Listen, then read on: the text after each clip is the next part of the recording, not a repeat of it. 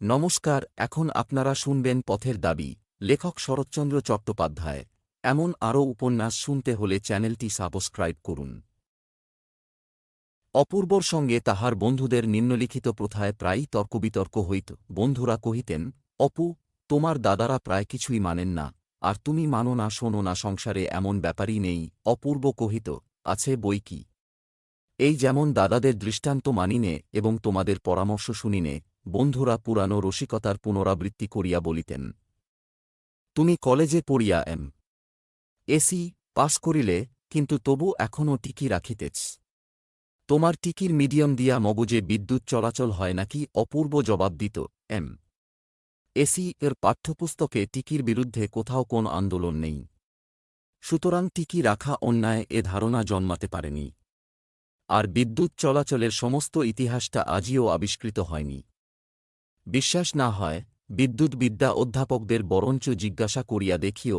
তাঁহারা বিরক্ত হইয়া কহিতেন, তোমার সঙ্গে তর্ক করা বৃথা। অপূর্ব হাসিয়া বলিত, তোমাদের এই কথাটি অভ্রান্ত সত্য, কিন্তু তবু তো তোমাদের চৈতন্য হয় না। আসল কথা, অপূর্বর ডেপুটি ম্যাজিস্ট্রেট পিতার বাক্যে ও ব্যবহারে উৎসাহ পাইয়া তাহার বড় ও মেজদাদারা যখন প্রকাশ্যেই মুরগি ও হোটেলের রুটি খাইতে লাগিল এবং স্নানের পূর্বে গলার পৈতাটাকে পেরেকে টাঙ্গাইয়া রাখিয়া প্রায়ই ভুলিয়া যাইতে লাগিল, এমনকি ধোপার বাড়ি দিয়া কাচাইয়া ইস্ত্রি করিয়া আনিলে সুবিধা হয় কিনা আলোচনা করিয়া হাসিতামাশা করিতে লাগিল, তখনও অপূর্বর নিজের পৈতা হয় নাই।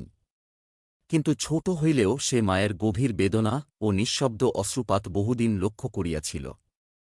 মা কিছুই বলিতেন না। একে তো বলিলেও ছেলেরা শুনিত না, অধিকন্তু স্বামীর সহিত নিরর্থক কলহ হইয়া যাইত। তিনি শ্বশুরকুলের পৌরোহিত্য ব্যবসাকে নিষ্ঠুর ইঙ্গিত করিয়া কহিতেন, ছেলেরা যদি তাদের মামাদের মতো না হয়ে বাপের মতোই হয়ে উঠে তো কি করা যাবে। মাথায় টিকির বদলে টুপি পরে বলেই যে মাথাটা কেটে নেওয়া উচিত আমার তা মনে হয় না। সেই অবধি করুণাময়ী ছেলেদের সম্বন্ধে একেবারে নির্বাক হইয়া গিয়াছিলেন, কেবল নিজের আচার বিচার নিজেই নীরবে ও অনাড়ম্বরে পালন করিয়া চলিতেন। তাহার পরে স্বামীর মৃত্যুতে বিধবা হইয়া তিনি গৃহে বাস করিয়াও এক প্রকার গৃহ হইতে স্বতন্ত্র হইয়া গিয়াছিলেন। উপরের যে ঘরটায় তিনি থাকিতেন, তাহারই পার্শ্বের বারান্দায় খানিকটা ঘিরিয়া লইয়া তাঁহার ভাঁড়ার ও স্বহস্তে রান্নার কাজ চলিত। বধূদের হাতেও তিনি খাইতে চাহিতেন না। এমনিভাবেই দিন চলিতেছিল। এদিকে অপূর্ব মাথায় টিকি রাখিয়াছিল, কলেজে জলপানি ও মেডেল লইয়া যেমন সে পাসও করিত, ঘরে একাদশী পূর্ণিমা সন্ধ্যাহ্নিকও তেমনি বাদ দিত না। মাঠে ফুটবল ও ক্রিকেট হকি খেলাতেও তাহার যত উৎসাহ ছিল, সকালে মায়ের সঙ্গে গঙ্গাস্নানে যাইতেও তাহার কোন দিন সময়াভাব ঘটিত না। বাড়াবাড়ি ভাবিয়া বধূরা মাঝে মাঝে তামাশা করিয়া বলিত, ঠাকুরপো, পড়াশোনা তো সাঙ্গ হল, এবার ডোর কোপলি নিয়ে একটা রীতিমতো গোঁসাই টোসাই হয়ে পড়। এ দেখছি বামুনের বিধবাকেও ছাড়িয়ে গেলে। অপূর্ব সহাস্যে জবাব দিত, ছাড়িয়ে যেতে কি আর সাধে হয় বৌদি। মায়ের একটা মেয়েটেও নেই, বয়স হয়েছে, হঠাৎ অসমর্থ হয়ে পড়লে এক মুঠো হবিষি রেঁধেও তো দিতে পারব। আর ডোর করি যাবে কোথা? তোমাদের সংসারে যখন আছি, তখন একদিন তা সম্বল করতেই হবে। বড়বধূ মুখখানি স্নান করিয়া কহিত, কি করব ঠাকুরপো, সে আমাদের কপাল, তা বটে। বলিয়া অপূর্ব চলিয়া যাইত, কিন্তু মাকে গিয়া কহিত, মা, এ তোমার বড় অন্যায়।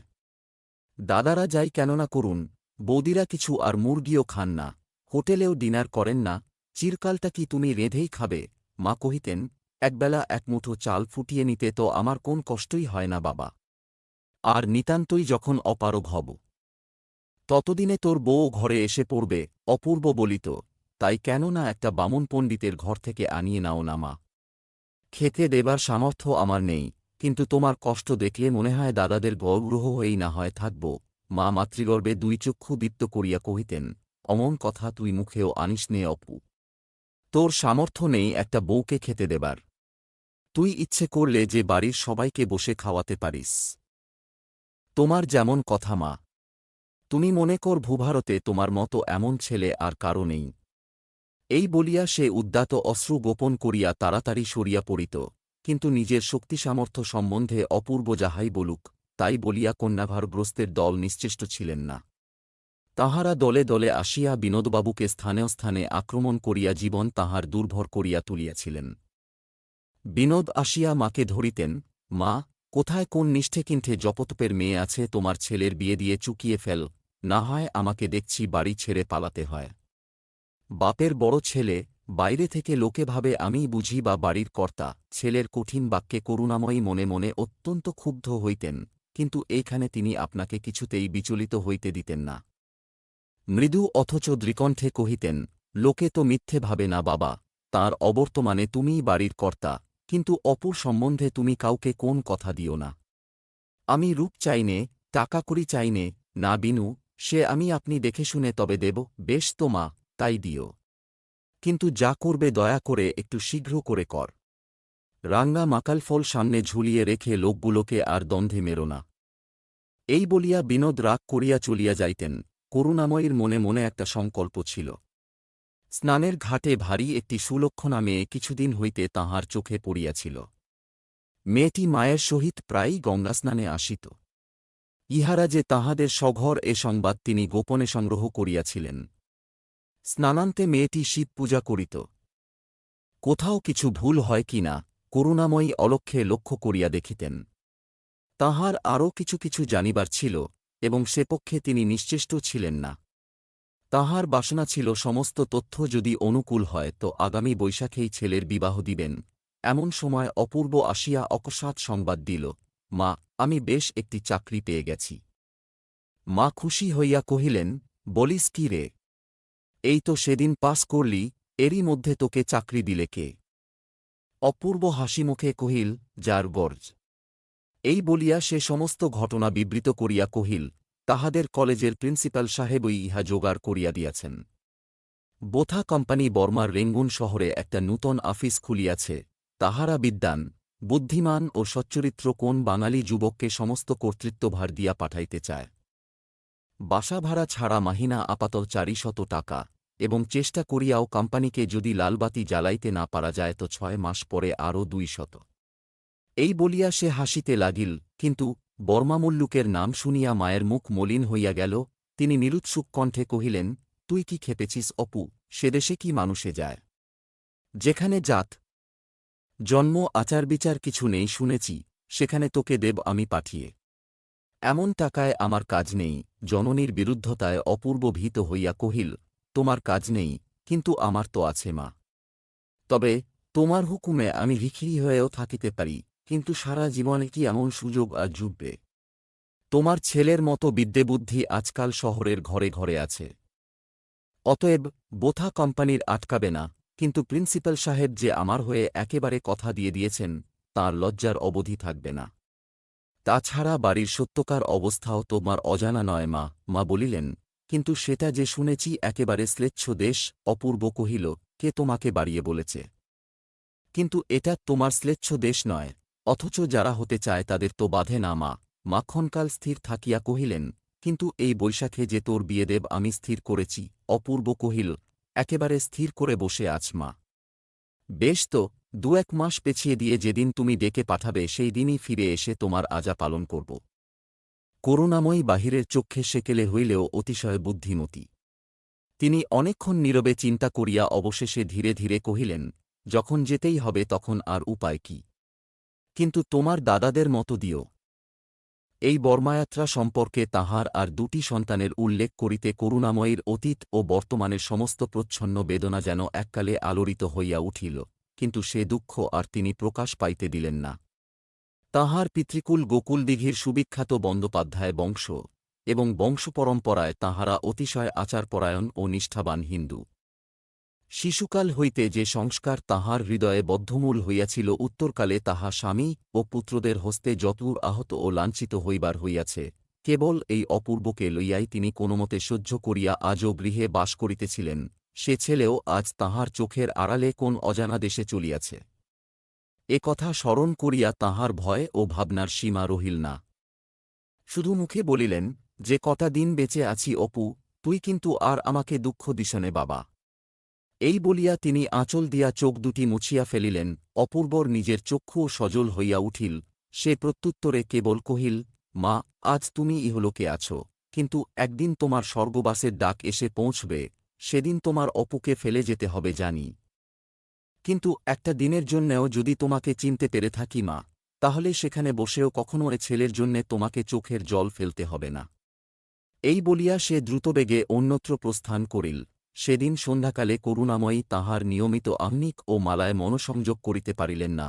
উদ্বেগ ও বেদনার ভারে তাঁহার দুই চক্ষু পুনঃ পুনঃ অশ্রুয়াবিল হইয়া উঠিতে লাগিল, এবং কি করিলে যে কি হয় তাহা কোন মতেই ভাবিয়া না পাইয়া অবশেষে তাঁহার বড় ছেলের ঘরের দ্বারের কাছে আসিয়া নিঃশব্দে দাঁড়াইলেন। বিনোদকুমার কাছারি হইতে ফিরিয়া জলযোগান্তে একবার সান্ধ্য পোশাকে ক্লাবের উদ্দেশ্যে যাত্রা করিতেছিলেন, হঠাৎ মাকে দেখিয়া একেবারে চমকিয়া গেলেন। বস্তুত এ ঘটনা এমনি অপ্রত্যাশিত যে সহসা তাঁহার মুখে কথা জোয়াইল না। করুণাময়ী কহিলেন, তোমাকে একটা কথা জিজ্ঞাসা করতে এসেছি বিনু। কি মা? মা তাঁহার চোখের জল এখানে আসিবার পূর্বে ভালো করিয়া মুছিয়া আসিয়াছিলেন, কিন্তু তাঁহার আর্দ্র কণ্ঠ গোপন রহিল না। তিনি আনুপূর্বিক সমস্ত ঘটনা বর্ণনা করিয়া শেষে অপূর্বর মাসিক বেতনের পরিমাণ উল্লেখ করিয়াও যখন নিরানন্দমুখে কহিলেন, তাই ভাবছি বাবা, এই কটা টাকার লোভে তাকে সেখানে পাঠাব কি না। তখন বিনোদের ধৈর্যচ্যুতি ঘটিল। সে রুক্ষস্বরে কহিল, মা, তোমার অপূর্বর মতো ছেলে ভূভারতে আর দ্বিতীয় নেই সে আমরা সবাই মানি, কিন্তু পৃথিবীতে বাস করে এ কথাটাও তো না মেনে পারিনে যে প্রথমে 400 এবং 6 মাসে 600 টাকা সে ছেলের চেয়েও অনেক বড়। মা দূর হইয়া কহিলেন, কিন্তু সে যে শুনেছি একেবারে শ্লেচ্ছ দেশ।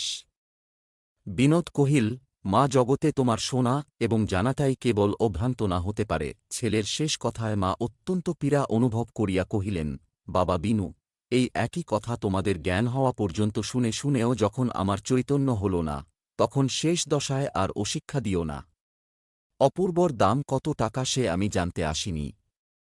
আমি শুধু জানতে এসেছিলাম অতদূরে তাকে পাঠানো উচিত কিনা। বিনোদ হেঁট হইয়া ডান হাতে তাড়াতাড়ি মায়ের 2 পা স্পর্শ করিয়া উঠিয়া দাঁড়াইয়া বলিল, মা, তোমাকে দুঃখ দেবার জন্য একটা আমি বলিনি। বাবার সঙ্গেই আমাদের মিলত সে সত্যি, এবং টাকা জিনিসটা যে সংসারে দামি ও দরকারি এ তাঁর কাছেই শেখা। কিন্তু এক্ষেত্রে সে লোভ তোমাকে আমি দেখাচ্ছি নে। তোমার ম্লেচ্ছ বিনুর এই হ্যাটকোটের ভেতরটা হয়তো আজও ততবর সাহেব হয়ে উঠেনি যে ছোট ভাইকে খেতে দেবার ভয়ে স্থানস্থানের বিচার করে না। কিন্তু তবুও বলি, ও যাক। দেশে আবহাওয়া যা বইতে শুরু করেছে মা, তাতে ও যদি দিনকতক দেশ ছেড়ে কোথাও গিয়ে কাজে লেগে যেতে পারে তো ওর নিজেরও ভালো হবে। আমরাও সগোষ্ঠী হয়তো বেঁচে যাব। তুমি তো জানো মা, সেই স্বদেশী আমলে ওর গলা টিপলে দুধ বেরোত, তবু তারই বিক্রমে বাবার চাকরি যাবার জো হয়েছিল। করুণাময়ী শঙ্কিত হইয়া কহিলেন, না না, সেসব অপু আর করে না।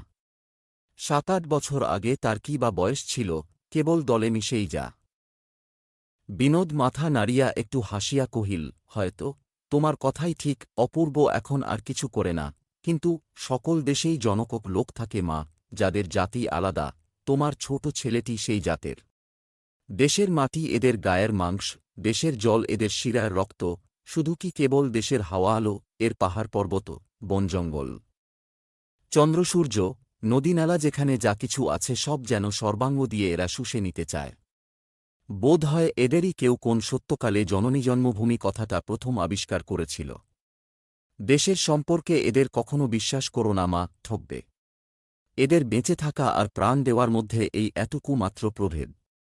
এই বলিয়া সে তাহার তর্জনীর প্রান্তভাগটুকু বৃদ্ধাঙ্গুষ্ঠ দ্বারা চিহ্নিত করিয়া দেখাইয়া কহিল, বরঞ্চ তোমার এই স্লেচ্ছাচারী বিনুটিকে তোমার ওই টিকিধারী গীতা পড়া এসি পাশ করা অপূর্ব উমারের চেয়ে ঢের বেশি আপনার বলে যেন। ছেলের কথাগুলো মা ঠিক যে বিশ্বাস করিলেন তাহা নয়, কিন্তু এক সময় নাকি এই লইয়া তাহাকে অনেক উদ্বেগ ভোগ করিতে হইয়াছে, তাই মনে মনে চিন্তিত হইলেন। দেশের পশ্চিম দিগন্তে যে একটা মেঘের লক্ষণ দেখা দিয়াছে এ সংবাদ তিনি জানিতেন। তাঁহার প্রথমেই মনে হইল তখন অপূর্বর পিতা জীবিত ছিলেন, কিন্তু এখন তিনি পরলোকগত। বিনোদ মায়ের মুখের দিকে চাহিয়া বুঝিল, কিন্তু তাহার বাহিরে যাইবার তরা ছিল। কহিল, বেশ তো মা, সে তো আর কালই যাচ্ছে না। সবাই একসঙ্গে বসে যা হোক একটা স্থির করা যাবে। এই বলিয়া সে একটু দ্রুতপদেই বাহির হইয়া গেল।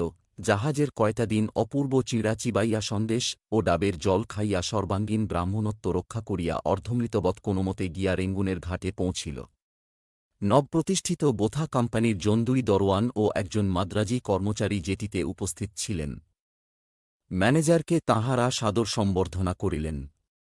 তিনি ৩০ টাকা দিয়া বাসা ভাড়া করিয়া আফিসের খরচায় যথাযোগ্য আসবাবপত্রে ঘর সাজাইয়া রাখিয়াছেন, এ সংবাদ দিতেও বিলম্ব করিলেন না। ফাল্গুন মাস শেষ হইতে চলিয়াছে, গরম মন্দ পড়ে নাই। সমুদ্রপথের এই প্রাণান্ত বিড়ম্বনা ভোগের পর নিরালা গৃহের সজ্জিত শয্যার উপরে হাত পা ছড়াইয়া একটুখানি শুইতে পাইবে কল্পনা করিয়া সে যথেষ্ট তৃপ্তি অনুভব করিল। পাচক ব্রাহ্মণ সঙ্গে আসিয়াছিল। হালদার পরিবারে বহুদিনের চাকরিতে তাহার নিখুঁত শুদ্ধাচারিতা করুণাময়ীর কাছে সপ্রমাণ হইয়া গেছে। তাই বাড়ির বহু অসুবিধা সত্ত্বেও এই বিশ্বস্ত লোকটিকে সঙ্গে দিয়া মা অনেকখানি সান্ত্বনা লাভ করিয়াছিলেন। আবার শুধু কেবল পাচকি নয়, পাক করিবার মতো কিছু কিছু চালডাল ঘিতেল গুঁড়া মশলা, মায় আলু পটল পর্যন্ত সঙ্গে দিতে তিনি বিস্তৃত হন নাই। সুতরাং ঈষদুষ্ণ অন্নব্যঞ্জনে মুখের শুকনা চিরার স্বাদটাও যে সে অবিলম্বে ফিরাইতে পারিবে, এ ভরসাও তাহার মনের মধ্যে বিদ্যুৎস্ফুরণের ন্যায় চমকিয়া গেল। গাড়ি ভাড়া হইয়া আসিলে কর্মচারী বিদায় গ্রহণ করিলেন, কিন্তু মোটঘাট জিনিসপত্র লইয়া আফিসের দরওয়ানজি পথ দেখাইয়া সঙ্গে চলিল এবং একটানা জলযাত্রা ছাড়িয়া শক্ত ডানার উপরে গাড়ির মধ্যে বসিতে পাইয়া অপূর্ব আরাম বোধ করিল। কিন্তু মিনিট 10 মধ্যে গাড়ি যখন বাসার সম্মুখে আসিয়া থামিল এবং দরওয়ানজি হাঁকটাকে প্রায় ডজনখানেক কলিঙ্গ দেশীয় কুলি জোগাড় করিয়া মোটঘাট উপরে তুলিবার আয়োজন করিল, তখন সেই তাহার ৩০ টাকা ভাড়ার বাটির চেহারা দেখিয়া অপূর্ব হতোদ্ধি হইয়া রহিল। বাড়ির শ্রী নাই, ছাদ নাই, সদর নাই, অন্দর নাই, প্রাঙ্গণ বলিতে এই চলাচলের পথটা ছাড়া আর কোথাও কোন স্থান নাই। একটা অপ্রশস্ত কাঠের সিঁড়ি রাস্তা হইতে সোজা তেতলা পর্যন্ত উঠিয়া গিয়াছে, সেটা যেমন খাড়া তেমনি অন্ধকার। ইহা কাহারও নিজস্ব নহে, অন্তত ৬ জন ভাড়াটিয়ার ইহাই চলাচলের সাধারণ পথ। এই উঠানামার কার্যে দৈবাত পা ফসকাইলে প্রথমে পাথর বাঁধানো রাজার রাজপথ, পরে তাঁহারই হাসপাতাল, এবং তৃতীয় গতিটা না ভাবাই ভাল। এই দুরারোহ দারুময় সোপানশ্রেণীর সহিত পরিচিত হইয়া উঠিতে কিছু দীর্ঘকাল লাগে। অপূর্ব নূতন লোক, তাই সে প্রতি পদক্ষেপে অত্যন্ত সতর্ক হইয়া দরওয়ানের অনুবর্তী হইয়া উঠিতে লাগিল। দরওয়ান কতকটা উঠিয়া ডান দিকে দোতলার একটা দরজা খুলিয়া দিয়া জানাইল, সাহেব, ইহাই আপনার গৃহ। ইহারই মুখোমুখি বামদিকের রুদ্ধ দ্বারটা দেখাইয়া অপূর্ব জিজ্ঞাসা করিল, এটাতে কে থাকে? দরওয়ান কহিল, কই এক চীনা সাহেব রহতে হে শুনা। অপূর্ব চুপ করিয়া রহিল। এই একমাত্র আনাগোনার পথে উপরে এবং পার্শ্বে এই দুটি একান্ত ঘনিষ্ঠ প্রতিবেশীর পরিচয়ে তাহার মুখ দিয়া কেবল দীর্ঘশ্বাস পড়িল। নিজের ঘরের মধ্যে ঢুকিয়া তাহার আরও মন খারাপ হইয়া গেল। কাঠের বেড়া দেওয়া পাশাপাশি ছোট বড় ৩টি কুঠরি, একটিতে কল, স্নানের ঘর, রান্নার জায়গা প্রভৃতি অত্যাবশ্যকীয় যাহা কিছু সমস্তই। মাঝেরটি এই অন্ধকার সিঁড়ির ঘর, গৌরবে বৈঠকখানা বলা চলে, এবং সর্বশেষে রাস্তার ধারের কক্ষটি, অপেক্ষাকৃত পরিষ্কার এবং আলোকিত, এটি শয়ন মন্দির। আফিসের খরচায় এই ঘরটিকেই খাট, টেবিল এবং গুটিকয়েক চেয়ার দিয়া সাজানো হইয়াছে। পথের উপর ছোট একটুখানি বারান্দা আছে, সময় কাটানো অসম্ভব হইলে এখানে দাঁড়াইয়া লোক চলাচল দেখা যায়। ঘরে হাওয়া নাই, আলো নাই, একটার মধ্যে দিয়া আরেকটায় যাইতে হয়। ইহার সমস্তই কাঠের, দেয়াল কাঠের, মেঝে কাঠের, ছাদ কাঠের, সিঁড়ি কাঠের। আগুনের কথা মনে হইলে সন্দেহ হয় এতবড় সর্বাঙ্গ সুন্দর যতুগৃহ বোধ করি রাজা দুর্যোধনও তাঁর পাণ্ডবভায়াদের জন্য তৈরি করিয়া উঠিতে পারেন নাই। ইহারই অভ্যন্তরে এই সুদূর প্রবাসে ঘরবাড়ি। বন্ধুবান্ধব, আত্মীয় স্বজন ছাড়িয়া, বৌদিদিদের ছাড়িয়া, মাকে ছাড়িয়া থাকিতে হইবে স্মরণ করিয়া মুহূর্তের দুর্বলতায় তাহার চোখে জল আসিতে চাহিল। সামলাইয়া লইয়া সে খানিকক্ষণ এঘরোঘর করিয়া একটা জিনিস দেখিয়া কিছু আশ্বস্ত হইল যে কোলে তখনও জল আছে, স্নান ও রান্না দুই হইতে পারে। দরওয়ান সাহস দিয়া জানাইল, অপব্যয় না করিলে এ শহরে জলের অভাব হয় না, যেহেতু প্রত্যেক 2 ঘর ভাড়াটিয়ার জন্য এ বাড়িতে একটা করিয়া বড় রকমের জলের চৌবাচ্চা উপরে আছে, তাহা হইতে দিবারাত্রি জল সরবরাহ হয়। ভরসা পাইয়া অপূর্ব পাচককে কহিল, ঠাকুর, মা তো সমস্তই সঙ্গে দিয়েছেন, তুমি স্নান করে 2টি রাঁধবার উদ্যোগ কর। আমি ততক্ষণ দরওয়ানজিকে নিয়ে জিনিসপত্র কিছু কিছু গুছিয়ে ফেলি। রসুই ঘরে কয়লা মজুদ ছিল, কিন্তু বাঁধানো চুল্লি। নিকানো মুছানো তেমন হয় নাই, পরীক্ষা করিয়া কিছু কিছু কালির দাগ প্রকাশ পাইল। কে জানে এখানে কে ছিল, সে কোন জাত, কি রাঁধিয়াছে মনে করিয়া তাহার অত্যন্ত ঘৃণাবোধ হইল। ঠাকুরকে কহিল, এতে তো রাঁধা চলে না, তেওয়ারি অন্য বন্দোবস্ত করতে হবে। একটা তোলাউনুন হলে বাইরের ঘরে বসে আজকের মতো দুটো চাল ডাল ফুটিয়ে নেওয়া যেত, কিন্তু এ পোড়া দেশে কি তা মিলবে? আজকের মতো এখানেই শেষ। পরের পর্বটি শুনতে হলে চ্যানেলটি সাবস্ক্রাইব করুন। দেখা হচ্ছে পরের ভিডিওতে। নমস্কার।